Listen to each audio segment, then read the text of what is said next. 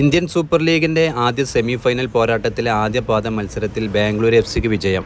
എതിരില്ലാത്ത 2 ഗോളുകൾക്ക് Bangalore F C ഗോവയാണ് പരാജയപ്പെടുത്തിയത്. ബാംഗ്ലൂർ എഫ് ഹോം സ്റ്റേഡിയമായ ശ്രീ കണ്ഠീരവ സ്റ്റേഡിയത്തിൽ നടന്ന മത്സരത്തിൽ സന്ദേശ് സിംഗാൻ്റെ ഓൺ ഗോളിലൂടെയാണ് ബാംഗ്ലൂർ എഫ് മുന്നിലെത്തിയത്.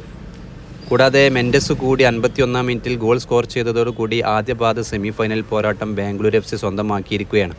ഇനി 6-ാം തീയതി നടക്കുന്ന 2-ാം പാദ സെമി ഫൈനൽ പോരാട്ടത്തിൽ എഫ് ഗോവയുടെ ഹോം ഗ്രൗണ്ടിൽ വെച്ചിട്ട് നടക്കുന്ന പോരാട്ടത്തിൽ ഏറ്റവും മികച്ച പ്രകടനം കാഴ്ചവെച്ച് വിജയിക്കാനായാൽ അല്ലെങ്കിൽ ഈ ഒരു സ്കോർ നിലനിർത്താനായാൽ ബാംഗ്ലൂർ എഫ് ഇത്തവണത്തെ ഇന്ത്യൻ സൂപ്പർ ലീഗിൻ്റെ ഫൈനൽ പോരാട്ടത്തിലേക്ക് ടിക്കറ്റ് എടുക്കാൻ കഴിയും.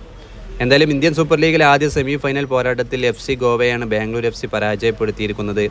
ബാംഗ്ലൂർ എഫ് ഈ സീസണിൽ അവരുടെ ഹോം സ്റ്റേഡിയത്തിൽ ഏറ്റവും മികച്ച പ്രകടനം തുടർന്നുകൊണ്ടിരിക്കുകയാണ്. 2-ാം പാദ സെമി ഫൈനൽ പോരാട്ടത്തിൽ എഫ് ഗോവയ്ക്കെതിരെ ഇതേ പ്രകടനം ബാംഗ്ലൂർ എഫ് കാഴ്ചവെക്കാൻ കഴിഞ്ഞാൽ ഇത്തവണത്തെ ഇന്ത്യൻ സൂപ്പർ ലീഗിൻ്റെ ഫൈനൽ പോരാട്ടത്തിൽ ജെറാർഡ് സരഗോസ എന്ന പരിശീലകന് കീഴിൽ ബാംഗ്ലൂർ എഫ് ഏറ്റവും മികച്ച പ്രകടനം കാഴ്ചവെക്കാനുണ്ടാകും.